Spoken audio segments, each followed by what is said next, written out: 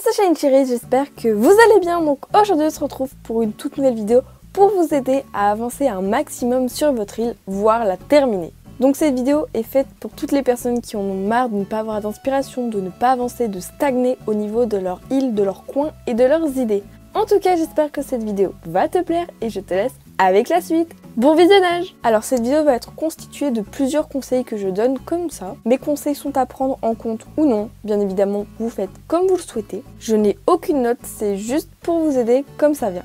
En tout premier, vous pouvez bien évidemment organiser votre carte. Vous n'avez qu'à prendre en photo votre carte, puis ensuite, à l'aide de logiciels, vous pouvez entourer des coins que vous pouvez organiser à l'avance. Vous pouvez donc, grâce à cela, répartir votre île de plusieurs manières différentes. Bien évidemment, l'avantage c'est d'avoir le remode île. C'est pas spécialement compliqué à avoir, je vous passe un petit extrait d'un simple tuto comment l'avoir. Le bureau des résidents, avoir Marie, lui parler régulièrement en demandant des conseils sur l'île ou un petit peu ce qui en ressort, et elle vous dira le nombre d'étoiles que votre île possède. Donc en niveau de réputation, vous pouvez avoir entre 1 à 5 étoiles. Une étoile, c'est une île plutôt évoluée, mais à 5 étoiles, c'est l'équivalent de la ville parfaite dans New Leaf. Avec le terraforming, il faut vraiment acheter tout ce qui est en rapport avec le permis de construire pour la rivière, la falaise, acheter tous les types de chemins, les motifs personnalisés, etc. C'est super méga pratique.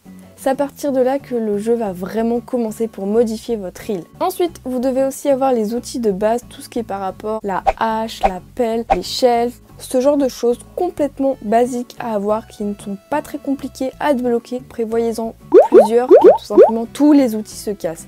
Privilégiez plus les outils autres que rudimentaires, donc les outils plus évolués, voire les outils en or car ils ont une durabilité de vie bien plus évoluée que les autres. Aussi, regroupez tous les meubles que vous voulez pour construire votre coin. Vous pouvez trouver des petits meubles absolument partout chez Mélie Mélo, des amis peuvent vous en donner. Moi personnellement ce sont des abonnés, je vous en remercie infiniment pour tous les petits dons que vous me faites. Vous pouvez aussi les crafter par vous-même et à force de regrouper de plus en plus de meubles, vous verrez qu'à la fin vous retrouverez avec des choses qui vous plaisent. Donc même si vous les agencez plutôt mal, au moins il y aura les meubles que vous aimez. Donc ça augmente un peu le fait que vous aimez bien plus ce coin qu'un autre. Il ne faut pas aller trop vite, sinon vous allez bâcler le coin et vous voulez passer directement à un autre endroit sans bien approfondir celui que vous étiez en train de faire. Prenez votre temps. Certains coins peuvent prendre par exemple une demi-heure, 10 minutes, comme d'autres toute une après-midi ou des journées entières. Tout dépend de la grandeur de l'espace que vous exploitez, de la superficie, de l'endroit, bref, même de la complexité de la tâche à faire. Il y a des coins qui sont tout simples, juste à disposer 2-3 meubles, des fleurs et puis c'est fini. Contrairement à d'autres, il faut tout réagencer l'île, il faut faire du remode île, plein de choses comme ça prend beaucoup de temps. Donc n'allez surtout pas trop vite, sinon vous n'allez pas être satisfait à la fin. L'idée est aussi de prendre des objets que vous aimez, ça c'est plutôt logique, mais à savoir qu'il y a l'application ACNH Live qui est une application que je vous conseille fortement. L'application est entièrement gratuite, vous trouvez tous les meubles, comment les débloquer, toutes les couleurs qu'il existe, la valeur du prix, tout ce genre de choses. C'est super pratique pour bien visualiser les meubles que vous souhaitez mettre dans vos coins. Donc personnellement, je conseille fortement, c'est gratuit, c'est très simple d'utilisation, c'est en français, il n'y a pas de données personnelles à mettre, etc. Demandez aussi l'avis d'un ami. C'est plutôt logique, mais si vous avez des amis dans le jeu, oui, ça faut quand même en avoir. Vous pouvez tout simplement demander à des amis de donner leur point de vue, car certains peuvent avoir des points de vue très constructifs, d'un point de vue positif ou négatif, ils peuvent toujours vous aider et même ils peuvent bien sûr vous aider à construire votre île. Être à deux, ça ira beaucoup plus vite. Mettez-vous d'accord sur ce que vous allez faire, sinon ça sera pas pareil et ça va pas trop vous inspirer sur internet des youtubeurs Animal Crossing New Horizons, dont moi j'en fais partie en fait. Sur Pinterest, attention, mon Pinterest à l'écran, il y a des petites photos dont vous pouvez vous inspirer de mon île. Sur Instagram, bref, un peu de partout sur internet, il y a vraiment pas mal d'inspiration. Juste une inspiration, pas du copiage, sinon ça sert strictement à rien. Remodelez à votre façon avec vos idées. Et prenez le temps de réfléchir à l'avance, sinon si vous faites tout d'un coup, peut-être que ça va pas rendre comme vous le souhaitiez et ça va vraiment vous énerver. Ça m'arrive des fois de faire ça, donc vu que j'ai plutôt pas mal d'inspiration, je n'ai pas besoin de le réfléchir, je le fais au feeling et ça me plaît, et tant mieux. Plutôt logique, mais ça je pense que c'est important de le dire. Il ne faut pas être distrait pendant que vous êtes en train de faire votre coin, il ne faut pas parler aux habitants, il ne faut pas partir du jeu. Bref, restez concentré parce que pour vous remettre dans le bain ce que vous étiez en train de faire, ça va être très long. Donc prenez-vous peut-être 1 heure, voire 2, où vous êtes à fond sur le jeu, bien évidemment en faisant des petites pauses pour vos yeux. et vous verrez qu'à la fin, toutes vos idées resteront toujours dans votre tête vu que c'est fait en un seul coup. Les idées ne partiront pas et au contraire ça pourra plutôt vous ajouter encore plus d'inspiration au fur et à mesure des minutes de jeu.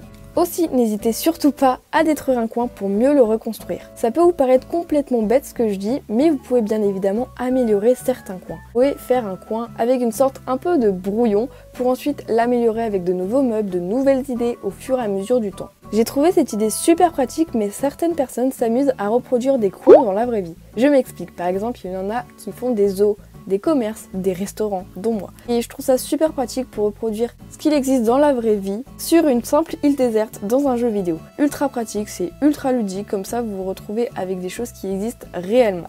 Donc vous pouvez créer plusieurs univers différents. Vous devez prendre des meubles et des motifs en adéquation avec le coin choisi.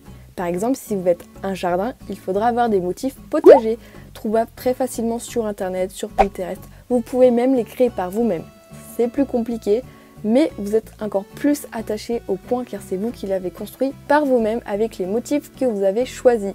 Ce genre de choses, c'est moi qui l'utilise. Je ne sais pas si vous venez beaucoup à l'utiliser, mais tout simplement, vous faites plusieurs petits coins dans votre île et vous les reliez avec de grands chemins, des grandes passerelles, des ponts, ce genre de choses. Comme ça fait un peu des éléments de connexion.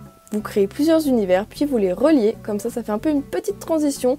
Vous pouvez utiliser tout type de sol, par exemple des motifs avec des patterns comme j'utilise très souvent, des motifs qu'on peut avoir grâce au remodil. C'est vraiment absolument parfait ce remodil pour remodeler toute votre île. Quelque chose de plutôt pratique, mais fixez-vous des objectifs au niveau par exemple des habitants. Ça va être bien plus simple de se projeter à l'avenir avec des habitants que vous appréciez, contrairement avec des habitants que vous détestez. Comme toujours, je vous conseille l'application ACNH Life, car il y a tous les habitants. Vous pouvez vous organiser en faisant une to-do list, en mettant les habitants que vous possédez déjà sur votre île. C'est ultra pratique, tout est catégorisé, tout est répertorié au niveau des habitants. Vous pouvez aussi vous fixer des objectifs au niveau des coins de votre île à faire. Par exemple, faites-vous aussi une petite liste avec des coins que vous voulez absolument que votre île figure. Par exemple, des commerces, coins de résidents, ce genre de choses. Et à la fin, quand tout est coché, votre île normalement est plutôt pas mal selon vous. Rajoutez-en au fil du temps, sinon ça serait un peu bête.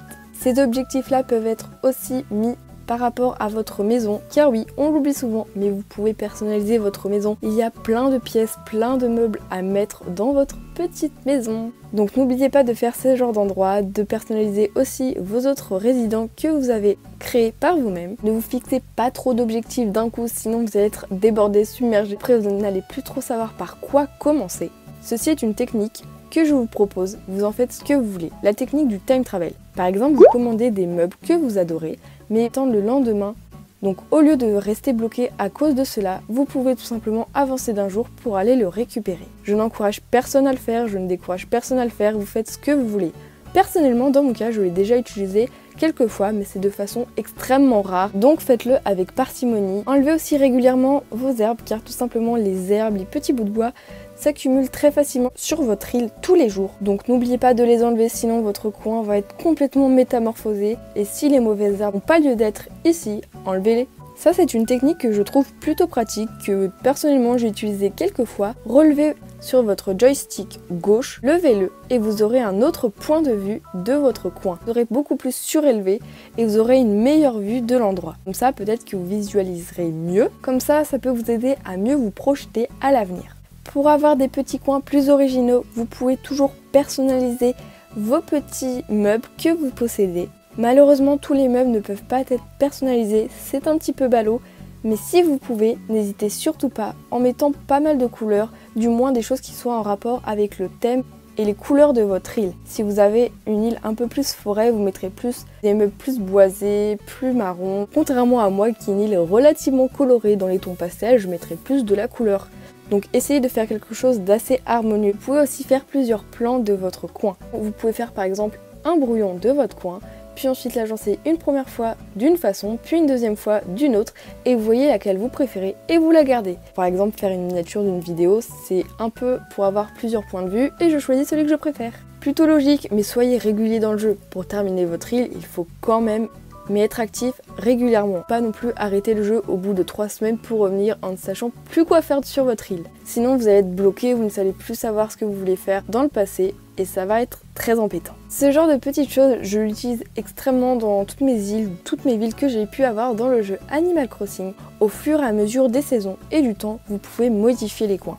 Par exemple, vous pouvez modifier vos motifs, qu'ils fassent plus dans le thème printemps, parce que tout simplement en ce moment nous sommes au printemps. Ensuite vous pourrez les modifier en mode été, en mode automne et en mode hiver. C'est comme les coins, vous pouvez par exemple changer votre coin plage pour l'été. Ensuite quand on sera en hiver, plus en coin chocolat chaud, tu vois à peu près, pour se réchauffer les mains. Comme ça votre île sera bien dans le thème, bien dans les saisons dans le jeu. Après il faut être en hémisphère sud ou nord. Et là tout dépend de quand vous le faites. Bref, en tout cas, n'hésite surtout pas à liker et à t'abonner, c'est le meilleur soutien que tu puisses me faire. N'hésite pas à commenter, à partager, à me suivre sur mes réseaux sociaux. Toutes les informations importantes sont en description. Je te fais d'énormes bisous, je te dis rendez-vous mercredi 17h pour une prochaine vidéo sur ce chat monde. Stay shine cherries. Bisous bisous.